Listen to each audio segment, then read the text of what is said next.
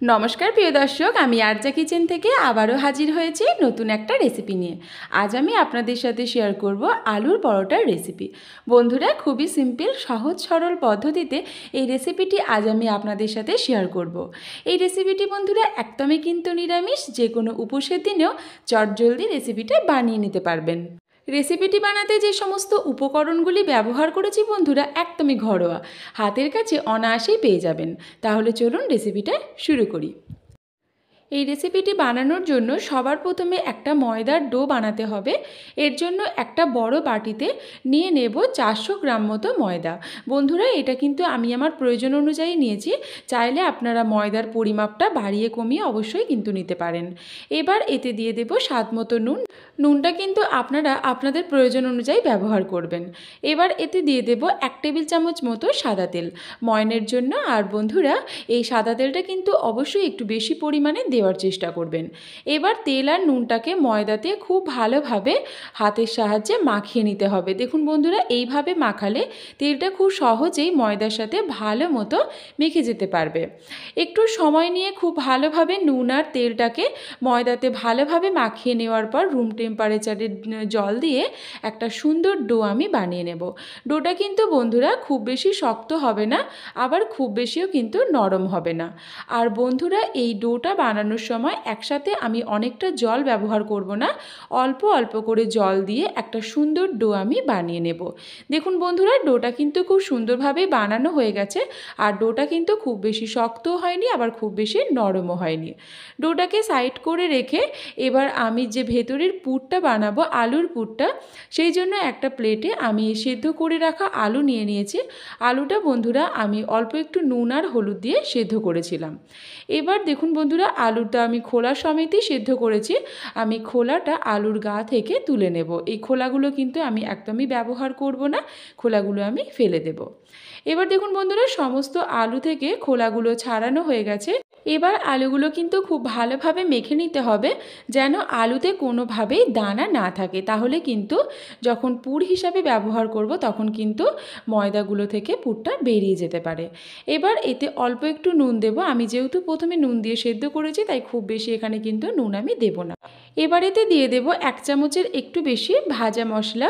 এখানে আমি ভাজা মশলার মধ্যে ব্যবহার করেছি লঙ্কা আর গোটা জিরে শুকনো খোলায় নেড়ে খুব ভালো মতো করে শিলনোড়াতে গুঁড়িয়ে নিয়েছি।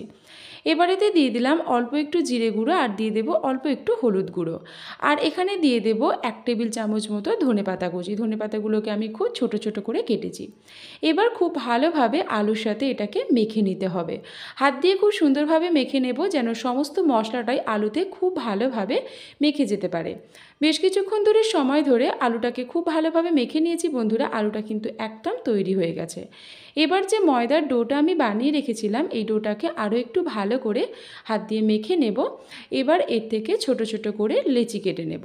তবে বন্ধুরা, এখানে যে লেচিটা কাটবো খুব বেশি কিন্তু ছোট হবে না, আবার খুব বেশি বড় হবে না। সাধারণত এটা লুচির লেচির থেকে একটু বড় সাইজের হবে। সবকটা লেচি আমি কেটে নিয়েছি। এবার এখান থেকে একটা লেচি নিয়ে হাতের তালুর সাহায্যে গোল করে ঘুরিয়ে নেব। সবকটা লেচিকে আমার এভাবে ঘোরানো হয়ে গেছে। এবার একটা লেচি নিয়ে এরকম গোল করে বাটির মতো করে নেব। এবার এই বাটির ভেতরে আলুর পুরটা আমি দিয়ে নেব। এখানে বন্ধুরা, পুরের পরিমাণটা কিন্তু একটু বেশি পরিমাপে দিতে হবে। পুরটাকে খুব ভালোভাবে বাটিতে ঢুকিয়ে বাটির মুখ আমি বন্ধ করে দেব। এটা একটু সময় নিয়ে ভালোভাবে করতে হবে, আর দেখে নিতে হবে যেন কোনোভাবেই কোনো ক্র্যাক না থাকে। তাহলে কিন্তু লুচির ভেতরে তেল ঢুকে যাবে, তো সেক্ষেত্রে কিন্তু বেশি জিনিসটা একদম অয়েলি হয়ে যাবে। দেখুন বন্ধুরা, এইভাবে লেচি আমি করে নিয়েছি, আর লেচিতে কিন্তু কোনো রকমই ক্র্যাক নেই। এইভাবেই সবকটা আমি তৈরি করে নেব। পুরের পরিমাপ কিন্তু অবশ্যই একটু বেশি বেশি করেই দিতে হবে।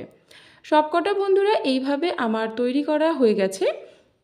এবার বন্ধুরা, এখানে একটা চাকি নিয়ে নিয়েছি। চাকিতে যে লেচিগুলো করেছি সেই লেচিগুলোকে খুব ভালোভাবে তেলে ডুবিয়ে হাতের সাহায্যে ছোট আকারের লুচি আমি বানিয়ে নেব। দেখুন বন্ধুরা, হাত দিয়ে এগুলো হয়ে যাবে। এই ময়দাটা যদি ভালো মতো মাখানো যায় তাহলে কিন্তু হাত দিয়েই চেপে চেপে খুব সুন্দরভাবে লুচির মতো গড়ে নেওয়া যাবে। এবার দেখুন বন্ধুরা, একদিকে আমি তেল গরম হতে দিয়েছি। তেলটা কিন্তু একদম ডুবো তেলে এই লুচিগুলোকে ভাজতে হবে।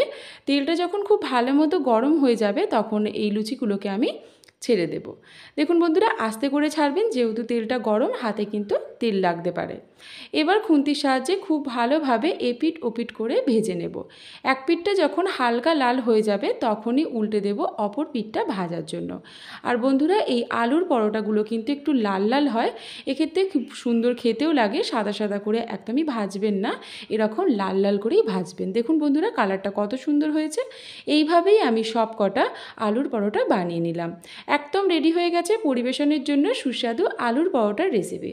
আমার আজকের রেসিপি ভালো লাগলে অবশ্যই লাইক বা কমেন্টের মাধ্যমে জানাবেন।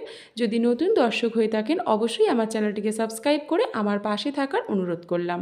সবাই ভালো থাকবেন, সুস্থ থাকবেন। আমার আজকের রেসিপি দেখার জন্য সবাইকে অনেক অনেক ধন্যবাদ।